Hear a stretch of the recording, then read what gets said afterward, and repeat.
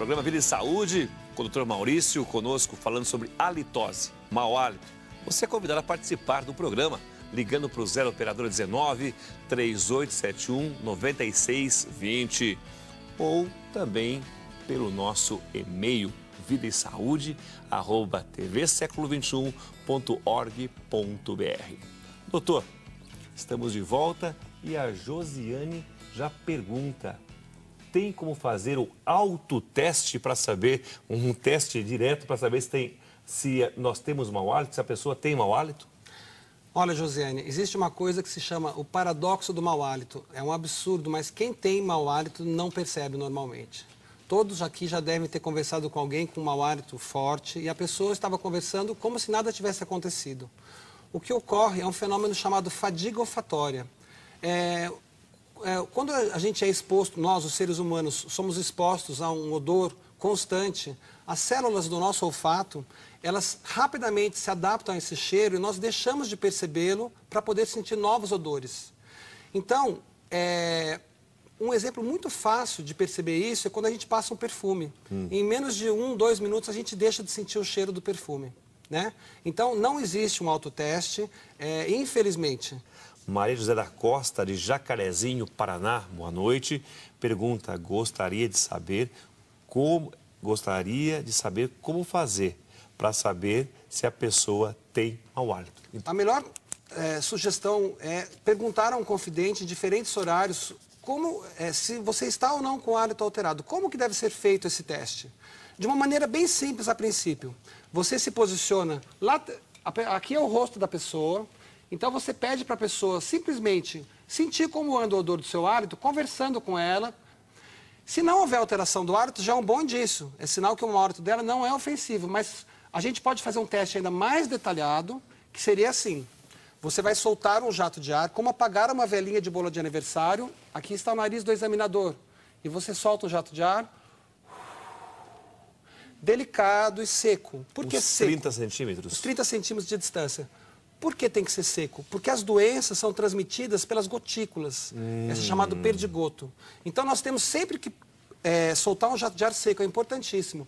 Existe um site que demonstra exatamente essa figura, mauhalito.com.br/graus de severidade. mauhalito.com.br/graus de severidade. E ali tem exatamente essa figura e a quantificação do mau hálito de 0 a 5. Sendo que 0 é uma ausência de odor e 5 é o mau hálito que aqui no ambiente todos nós estaríamos percebendo, de tão severo Como que é a graduação? 0, 1, 2, 3, 4, 5. 0 mais fraco, não percebe-se odor, né? Na verdade, 1 é um odor natural de boca.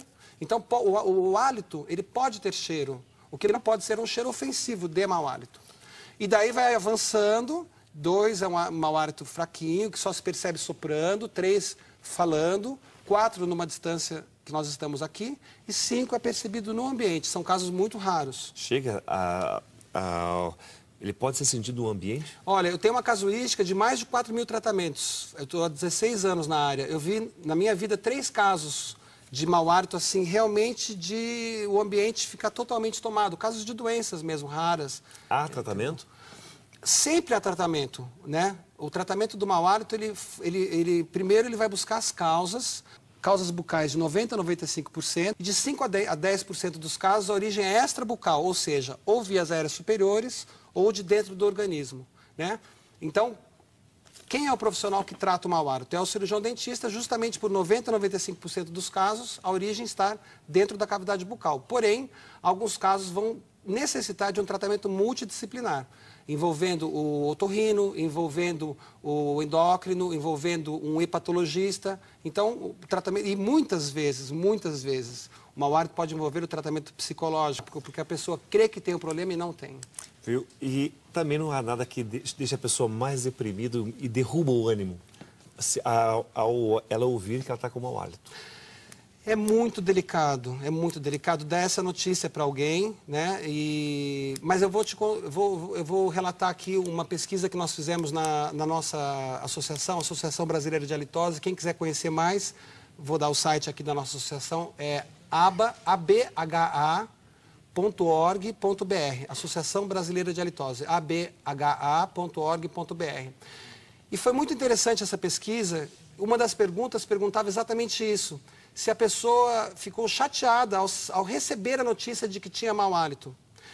E 70% talvez tenham ficado chateadas, mas 99% das pessoas ficaram agradecidas a quem relatou que a litose estava presente. Ou seja, num primeiro momento, todo mundo tem o direito de ficar chateado e deprimido, mas elas ficaram agradecidas porque ela sabia que quem avisou que ela tinha mau hálito lhe queria bem. Prestou um serviço. Exatamente.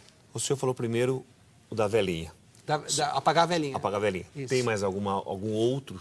Olha, existem alguns testes. Por exemplo, existe um teste que é muito citado na literatura, quando a gente estuda, ou mesmo em congressos, colocar uma criança no colo e conversar com ela. As crianças costumam ser super sinceras. Você não precisa perguntar para a criança, mas se você conversar de perto com uma criança e realmente ela, se ela perceber algum cheiro ruim, provavelmente ela vai relatar.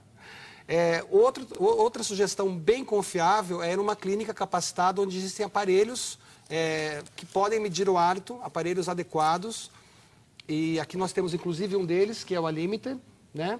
E temos um outro aparelho muito bom, um aparelho japonês chamado Orochroma.